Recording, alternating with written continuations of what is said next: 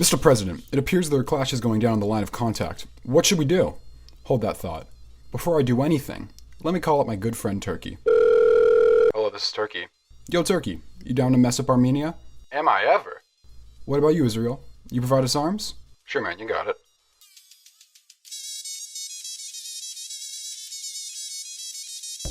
Mr. President, it appears there are clashes going down on the line of contact. What should we do? Hold that thought. Before I do anything, let me call up my good buddy Russia. Oh, this is Russia. Hey, Russia, got any guns? Do I ever? You know, I think I'm ready for a war.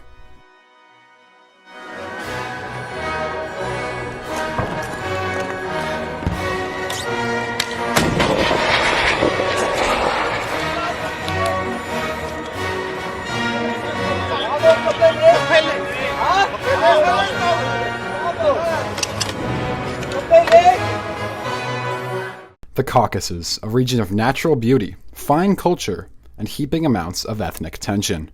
This little region right here happens to have been the home of one of the world's most recent wars. The 2020 Nagorno-Karabakh War was fought from late September to mid-November 2020. And to understand anything about it, you're going to need some context, so let me break it down for you. All of the Caucasus used to be under the rule of the Russian Empire, until one day they decided that, maybe we should give this communism thing a try, and then felt like having a 4-year-long civil war.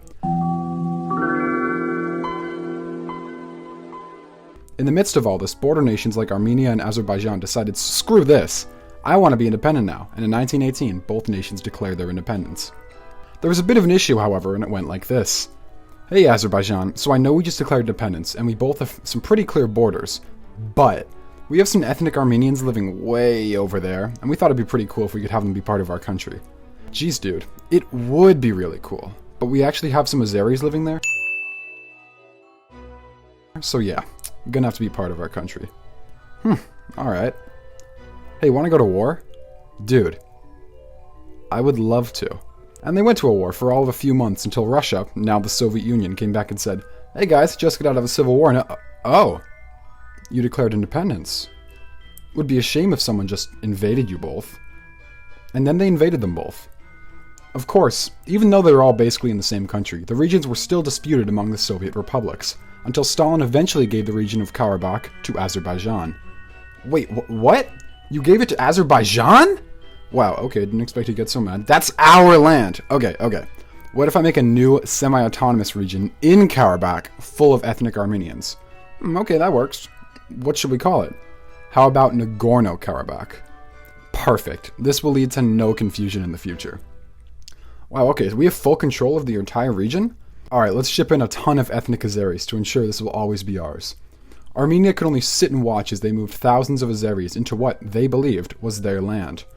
Life here was relatively chill until 1989, when Gorbachev began to actually listen to his citizens. Armenia sent another petition to Moscow, asking for the transfer of the region from Azerbaijan to Armenia. It was still rejected, leading to flares of violence in the region. It wasn't until the collapse of the Soviet Union that independence was declared and tensions were reignited.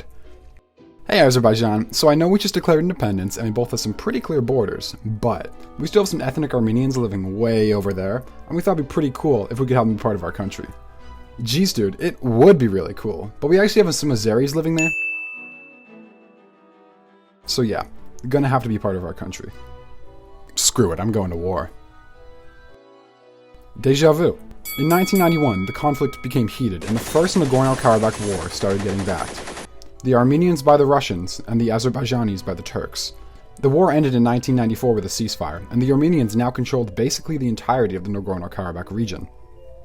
Since then, there were unsuccessful protests and slow UN resolutions made an effort, but the border stayed the same. Armenia controlled the Nagorno-Karabakh region.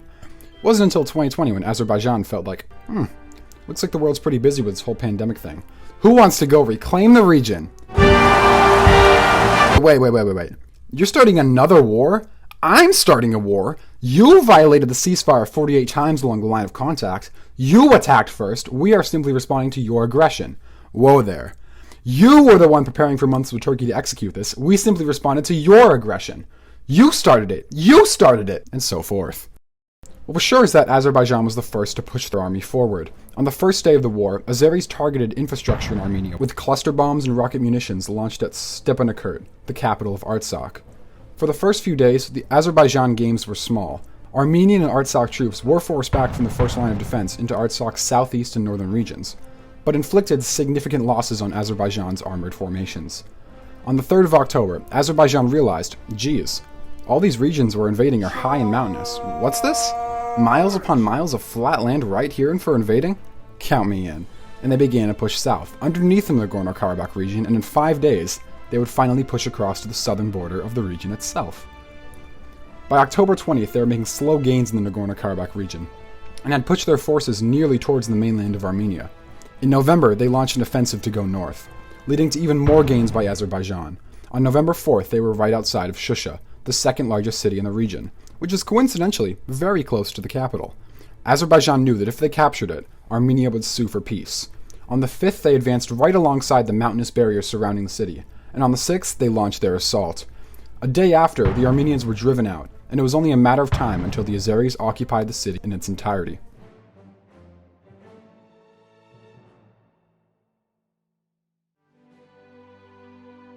On the 10th of November, after 1.5 months of fighting and 6,000 soldiers killed, the sides finally came to a ceasefire. Brokered by Russia, all sides of the war agreed to end the fighting, and the cession of territories began. Azerbaijan was the clear victor when it came to land claims. Not only were they able to keep the land they won, Armenia handed over the rest of the land they had previously controlled from the 1994 war. Armenia was able to keep the breakaway state of Artsakh, yet still had to hand all the land back to Azerbaijan. Not to mention, Artsakh was now completely isolated from mainland Armenia. But wait, what's that?